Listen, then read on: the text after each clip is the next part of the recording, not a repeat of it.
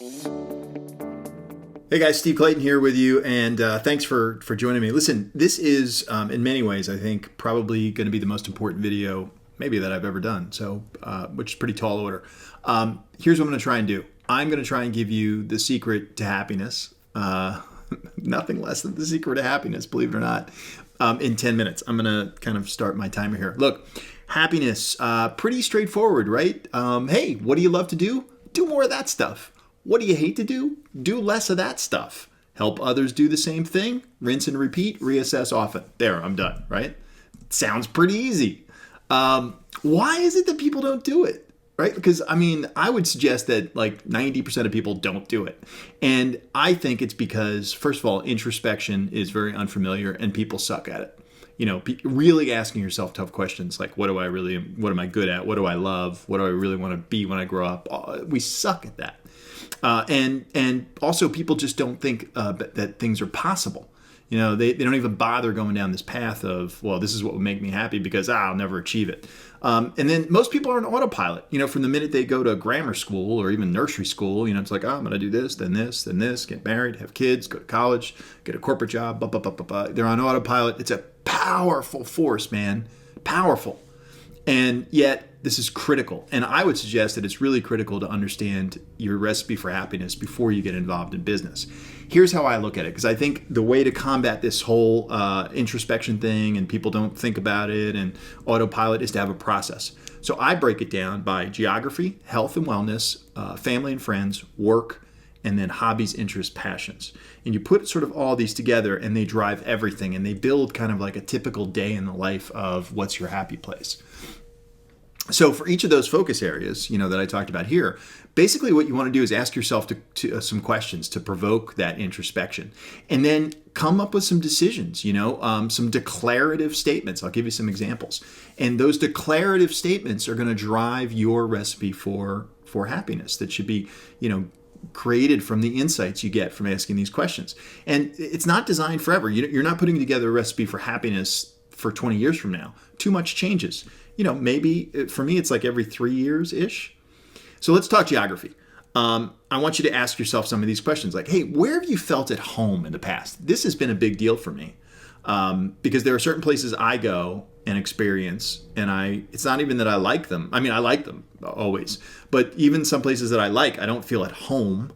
But other places I have that connection. It's a little bit of an intangible. What's your climate preference? And kind of break that down, you know, by quarters or months or half years, whatever you want, right? But somehow, hey, this is kind of the way I want to live. How do you want to live that lifestyle? Like, do you want to be in the city? Like I've done for 4 years, I've done city living where I didn't have a car. I've done suburban living where, you know, you need a car for everywhere or you need a fleet of cars. Like when I'm in the suburbs, I like to have my sports cars. When I lived in the city for 4 years, I didn't have any cars, you know. How do you go get a carton of milk? You know, when I'm in the city, I just walk down, I take the elevator down stairs. And here I'm in South Carolina, which, by the way, yes, I still have freaking Christmas decorations. My wife is still trying to put back together. And here we are late January. Sorry about that. What about other geographic considerations? Like for me, clearly the beach is important, water in general, mountains, friends and family. Be careful about that. You know, oh, I'm going to be near friends and family. Sometimes that's the most important thing. Sometimes it's not. Hold on that. Worry about geography only first. And then make declarative statements based on your answers. So I'm going to split my time between Hilton Head, Chicago, and Florida, which is what I do. I'm going to live in San Diego all around. I'm going to live in Vermont year round. I'm going to split my time between New York, the Jersey Shore. Just make sure it addresses the entire year. Health and wellness. What do I know that requires attention right now that I've been delaying, right? What should I be doing for preventative care? What's a healthy weight? You know, BMI is kind of silly, I think. Discuss it with your doctor, right? Think about what your diet and calories should be. You know, I mean, as far as like fat, carbohydrates, and protein, an easy answer is just thirds. If you're not at your ideal weight, then the key to getting to your ideal weight is to operate at a deficit. What should your exercise calories goals be? How are you going to track all that? You know, and I've got some notes on here that I can't go into because I don't have the time because I'm trying to make this 10 minutes, but they're there for you to look at. But it's really important. This is a huge part of your happiness plan because it drives a lot. So I'm going to schedule, certain things within the next few days. I'm going to set up regular appointments. I'm going to get these regular screenings. I'm going to get down to my regular weight. I'm going to go to the gym regularly. I'm going to average this many calories. This is the kind of level of detail, declarative statements that you want to get. And this will be independent of where you live and stuff, but you have to make time for it, right? How about family and friends? Okay. Do you see your friends enough? Are there friends that you think of often that you don't see? Are there friends like on Facebook from your past that you wish you could have more relationship with? Do you see your family enough? Do you have family responsibilities that would impact your lifestyle? Like some people have to care for elderly parents or something like that. I hope someday my kids have to care for me. Who are your most important people in your life that you must be connected to? These are the most important people. And you're going to and you want to come up with these declarative statements. I'm going to maintain this connection by I'm either going to move near somebody, I'm going to travel regularly, I'm going to pay for them to come to see me, I'm going to move them to me, right? I mean, you have to think of all of these things. Like I like to say, the connection is mandatory, but the how is not. And you can manipulate the how to meet your other declarative statements. Like I want to live in Florida, but it's important for me to have a relationship with my kids. Well, maybe I can help them move to Florida if they want to do that, and you may have to come back and revisit this because friends and family is obviously very, very important. Sometimes it's the most important thing, not always. So you have to evaluate that. Work stuff. What stuff do you like to do? What do you not like to do? What are your top strengths? What are your top weaknesses? What hours of the day are you most productive? How many hours do you really want to work? I made a decision in my happiness recipe, 6-7 months ago. And I said, you know what? I'm not going to work Fridays anymore. I'm just getting to the point, certain age, my happiness recipe now, I just want to work 4 days a week. So I'm going to set up my work plan to ensure that I'm spending almost all my time on the things that I enjoy. I'm going to set up my work plan so that I'm almost never spending time on those things that I don't like. And I'm going to make certain that I get help with things that I know are my weaknesses. I'm also going to make certain that my path to success lies with the execution of things that are my strengths. Okay. I'm going to shoot to work only a certain number of hours a day, hours a week, whatever that. And tasks that you don't even know about, they'll take care of themselves eventually. But you're building these declarative statements about this is how I want my lifestyle to be. I only have about 3 or 4 minutes left.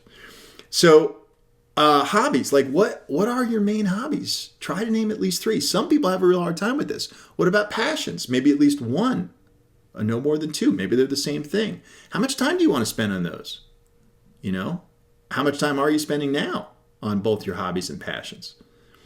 Maybe if you're having trouble, understanding believe me, people actually have trouble answering this question. If you were passionate about something in your youth that you abandoned, like for me, it was writing, and I got back into it. I wrote a screenplay. I have an IMDb credit. It's time to perhaps revisit that. For me, it was flying, writing, cars, and when you look at this list of hobbies that you're putting together, do they all really make you happy while you're in pursuit of them? And are you set up to really be able to spend enough time on all of these? Because like if boating is one of your hobbies, well, geography is important there, and you can't spend all your time working or taking care of parents or whatever if you want to allocate a certain amount of time for hobbies and passions. So the declarative statements, these are my biggest passions. These are my most important hobbies and interests. I'm going to dedicate this many hours to pursue these things. And I'm going to make these changes to ensure that I can adequately pursue this list. Maybe it's geographic. Maybe it's something else. Maybe it's work related, right? But it's something. You do have to make compromises. I'm not trying to suggest, look, I'm in the top 1% of all freedom and ability to do this. And even I have to make compromises, because you just can't be everywhere all the time. You can have everything. You absolutely can, but maybe just not all at the same time.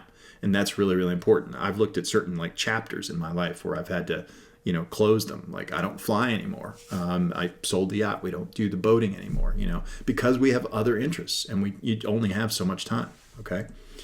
So putting it all together, look, go back, review all of this. Were you really being introspective? Were you really asking the tough questions? Are you looking out for being on autopilot? Are you really thinking that anything's possible, in which you need to in order to put this together? And make any adjustments based on, the really, really important things, like passions or friends and family and things like that. And you sort of put all these declarative statement pages together, and it's your recipe. That's it. So think about why you're not already living this way. Well, there might be one big reason. And that is, certainly for me, it would be very hard to live my happiness life if I didn't have my own companies, where I have geographic freedom, so I can live wherever I want. I have time freedom, so I can decide that I don't want to work on Fridays. And I have financial freedom. I make enough money where, that doesn't get in my way. And a lot of times your perfect recipe isn't, I need to be a trillionaire to do it. Believe me. Mine's certainly not. It really isn't. But you need to make enough money not to worry about money, and that sort of thing. So while we cannot help you put together your recipe for happiness, obviously, because it's so personal, we sure as hell can help you with building a business that supports it.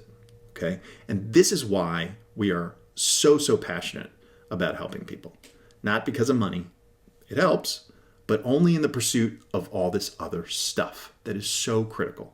So we can absolutely help you to build a business that will allow you to live your perfect recipe for happiness. That is something that we can help in spades. And we can tell you how by you attending the webinar, where you can register for that right here, right now.